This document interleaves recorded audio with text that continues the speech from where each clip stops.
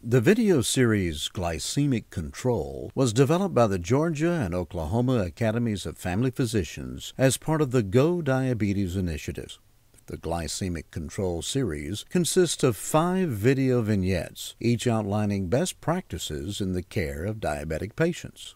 Please proceed to the registration page for more information on the approved number of prescribed credits for this activity as assigned by the American Academy of Family Physicians and AMA-PRA Category 1 credit as assigned by the Georgia Academy of Family Physicians. Upon completion of each video vignette, please return to the Resources video page on the Go Diabetes website to complete the activity evaluation and earn your CME.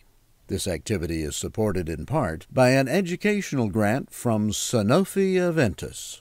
We thank you for participating in this online activity and hope it serves as a valuable educational tool.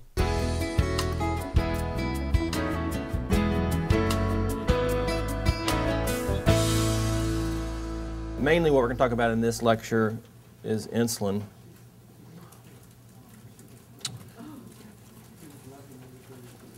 All right, get your blue boxes ready.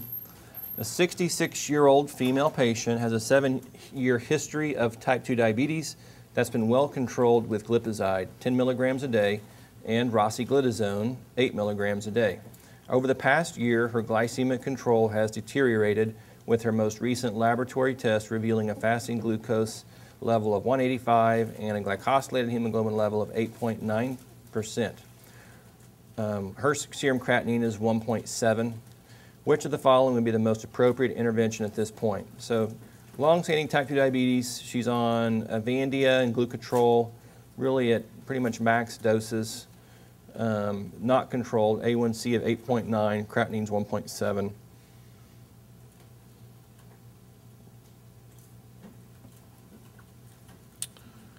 All right. Everybody have a chance to answer there? All right. Oh. So best answer is begin basal insulin. It's like 7% of our respondees mentioned adding metformin. Problem with that is her creatinine is 1.7, and so you don't want to start metformin on somebody that has a creatinine of 1.7.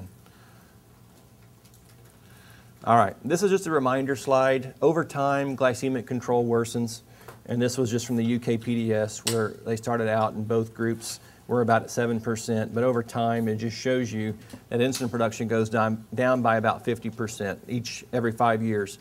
And so because of that, insulin becomes a therapy that's needed for most diabetics. This is another slide that shows a similar type effect, and it shows the declining beta cell function. Most people when they're diagnosed, their beta cell function and production of insulin is going down as they're diagnosed. And then every year, about 5 to 10% of your beta cell function goes down, and most patients eventually need to be on insulin. And that's why we have this lecture. This was just from the NHANES, or National Health and Nutrition Education Survey. This was in 2004. And this is just a slide that shows really most diabetics don't reach recommended glycemic targets. In fact, at that time, about 2/3 of the patients had A1Cs above 7%. Only 37% of type 2 diabetics at that time had A1Cs less than 7. So what I'm trying to do is make an argument that you need to learn how to use insulin and be comfortable with it. You all live in an era in which it's become a lot easier because of some of the newer insulins than some older physicians. But anyway, here's the thing that's why it's difficult. Number one, people are often diagnosed late. I mean, you don't have a lot of symptoms of diabetes until you are way down the road when it comes to polyuria and polydipsia, and you know those don't happen until your blood sugars are consistently above 170. That's when you start having more of those symptoms. And then the other thing is just inertia. I mean, the hardest thing to do is to change what you're doing. And so if that's a diabetic, you know, trying to get them to do some type of wholesale life change, diet, exercise, start insulin, they're like, what? You know, it's just such a massive thing, and that's why we have to think about using diabetes educators and be patient with these people, our patients, as we try to move them along. And then, of course, we talked about many of the adverse effects associated with some of the treatments. And then just the complexity of care. These people have high cholesterol, hypertension, and then lots of other things too. You know, they come in with joint pain, they come in with mood disorders, they come in with allergies and COPD, and so it's not just one disease we're treating, but there's a whole host of things that make them complex. And so there's a lot of reasons why we don't transition to insulin or as frequently as we really ought to. These are some of the concerns that patients have. Number one, people are scared of injections. They think injections hurt.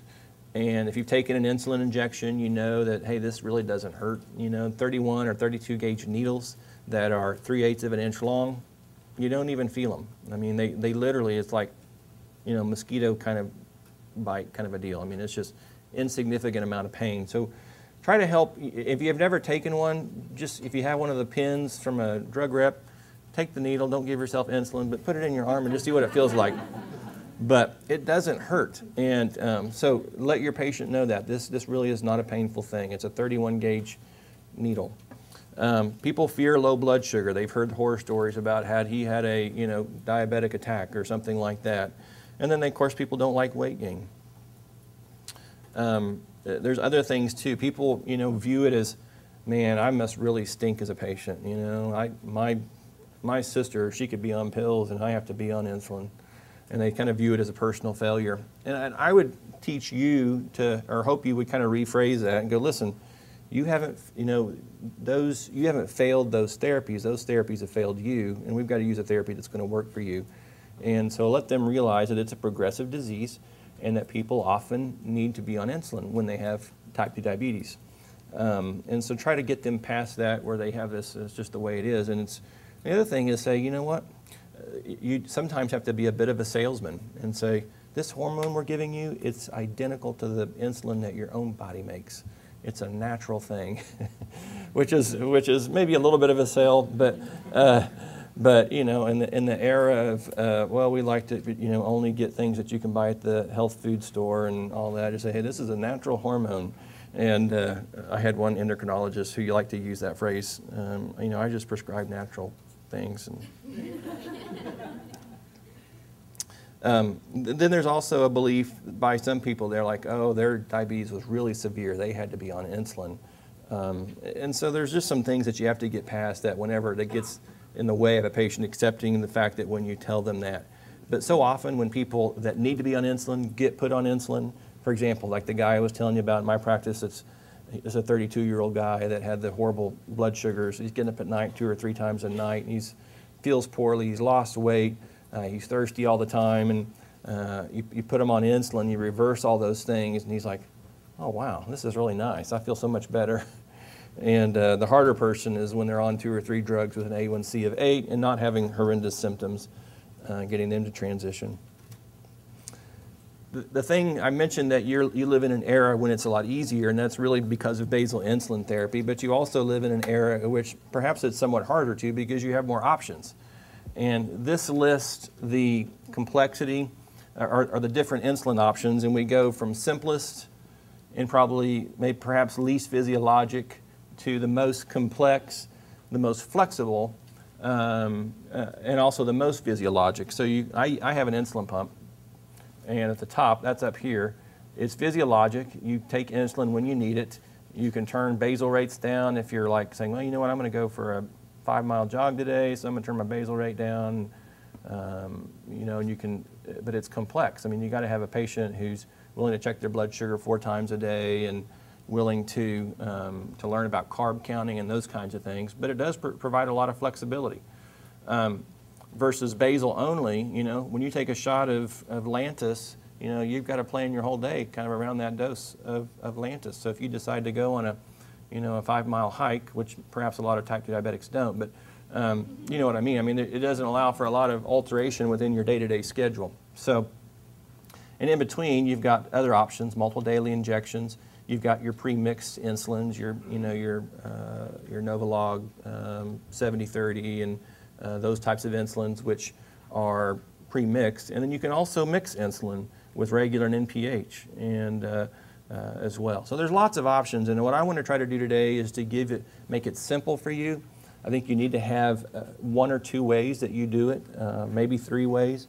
But if you can come out of here and you feel comfortable with 1 or 2 ways today, then I think you've accomplished a lot.